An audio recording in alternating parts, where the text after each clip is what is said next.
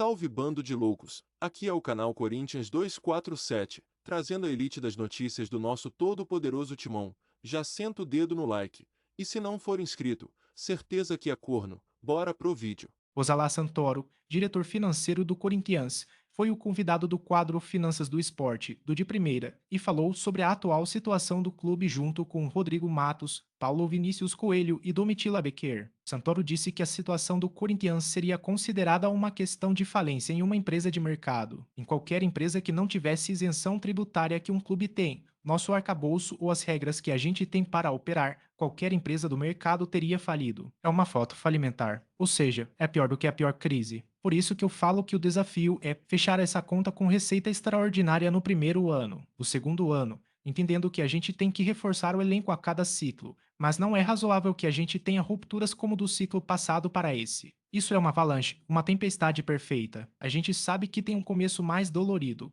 mas que tem que ser acompanhada por uma estabilidade que, se a bola não entrar, não virá. Osalá Santoro, SAF no Corinthians. Santoro respondeu sobre se há a possibilidade do Corinthians virar SAF e ter um investidor no comando como outros grandes clubes do futebol brasileiro. O atual cenário de governança que a gente tem no futebol como um todo. Não é razoável que você tenha um investidor entrando em qualquer clube e colocando um dinheiro significativo. Leia-se, dinheiro que resolve o problema. Não existe um cenário onde ele faça isso sem ter o controle. Exatamente porque ele está sujeito a regras de governança, de organização, onde ou ele domina e decide ou ele não investe. Se virar um investidor no Corinthians e ele vai ter uma participação a ponto dele ter a caneta na mão e decidir os rumos do clube, a resposta é não, ele não terá esse aspecto. Temos instrumentos para continuar renegociando algumas dívidas que estão vencidas e, eventualmente, podemos entrar em um movimento onde eu possa respirar um pouco no caixa e esperar que essas receitas adicionais virem dinheiro no caixa. Usar a SAF como solução não é razoável. Não vamos vender o Corinthians. O que mais Santoro disse?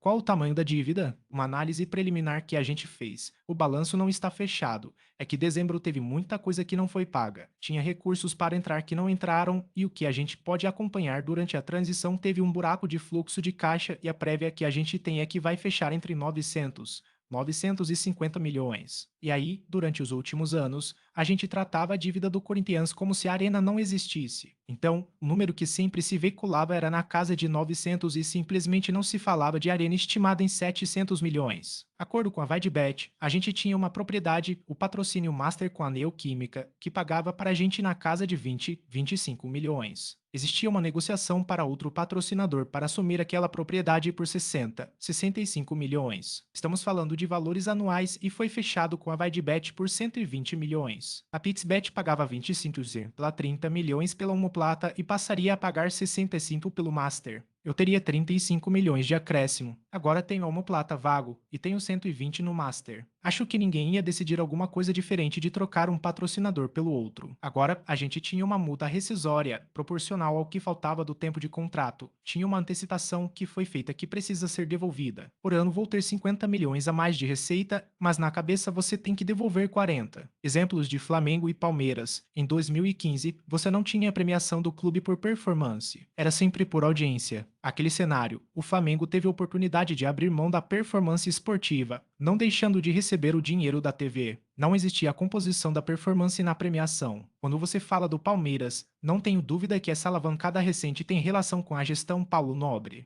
que acontece? É como se eu tivesse aqui uma forma de financiar meu desencaixe, tanto de curto prazo, quanto eu tenho de antecipar de despesa para montar um time competitivo para depois ter resultado disso, pagar o que antecipei.